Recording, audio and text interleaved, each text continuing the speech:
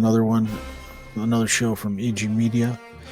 Today I'm checking out the new Rise of the Skywalker trailer, and I just want to have you guys check it out a little bit here.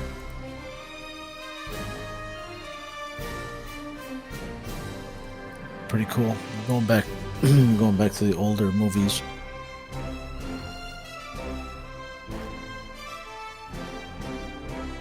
Look at that. Old school walkers. Empire Strikes Back. Empire Strikes Back is probably the best one of the 6 movies.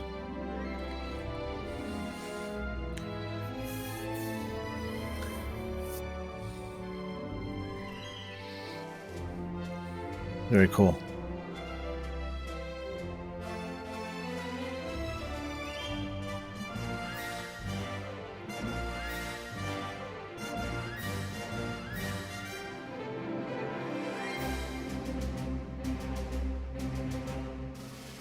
Nice build up. Okay. Finally got the whole team together.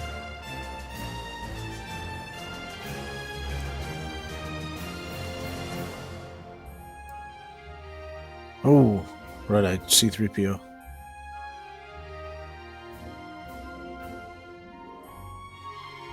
Very cool. Whose voice was that? I'm trying to think. I don't know if that's the Emperor or... Is that the Emperor?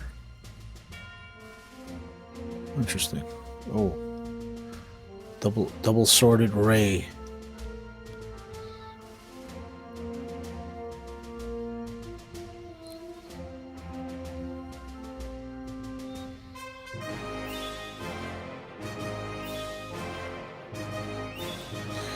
Okay, very cool.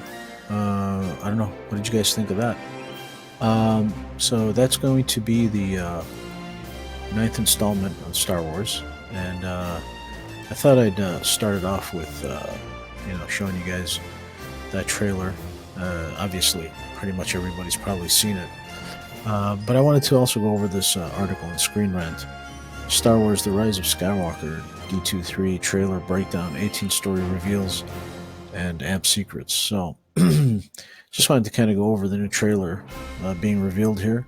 It's probably one of the last trailers they're going to show. Kind of go over some of the Easter eggs that we missed. Well, the trailer reveals, obviously, within Rey, I guess Rey is the culmination of 1,000 generations, of Force users. So it says here, Lucasfilms wants viewers to understand Star Wars: The Rise of Skywalker is the final chapter in a trilogy of trilogies. As a result, Star Wars D23, the 9 D23 trailer begins with a stunning montage of scenes from earlier movies in a release order, building up to a climax. Now, here's what I don't understand. Let me stop right there briefly. You guys pretty much butchered the history of the last movies, and then now because you screwed up the storyline, because everybody pretty much agrees that The Force Awakens was okay, but The Last Jedi was, in my opinion, I think it was just a complete disaster. And then now they're bringing it back to the original storylines. I don't know why they were trying to reinvent the wheel with with Star Wars. I just don't get it. I really don't get it. But just to move on here, it says the core team. Here's another problem with the core team, I think. You had them start off together in the first movie, and then the second movie you completely separated them. There's no, to me, I don't see any emotional connection between any of these characters. I just don't see it, So the core team, C-3PO is hanging out with these 3. So you got Rey, you got Poe, and you got Finn with Chewbacca. There's no connection there. They wasted it. They didn't build it too good.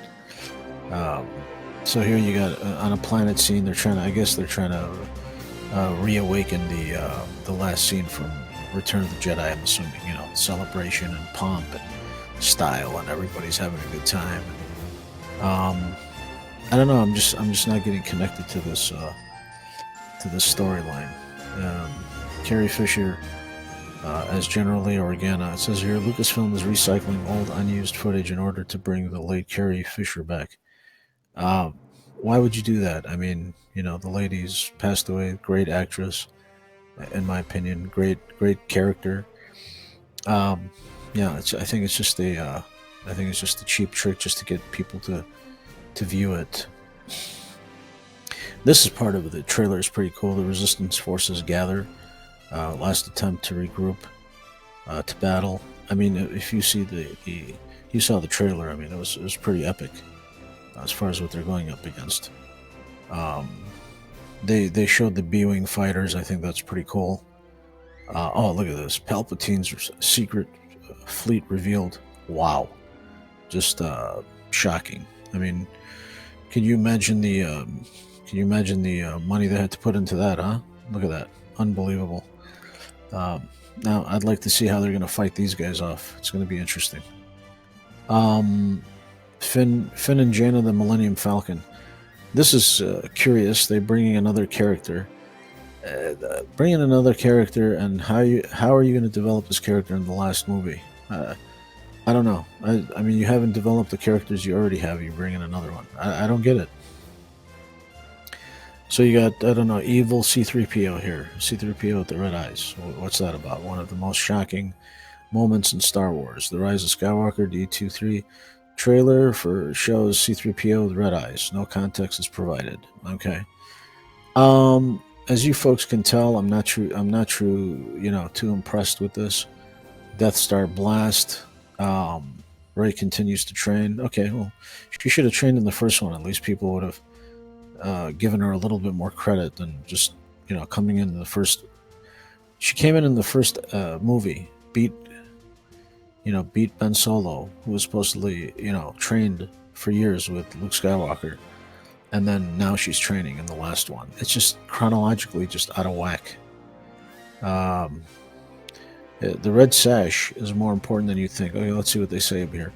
Because attention viewers will notice that Rey is wearing a distinctive red sash. This has been seen before in Star Wars canon, but it may well have ties to the real world where there are actual schools that teach lightsaber combat using glow sticks.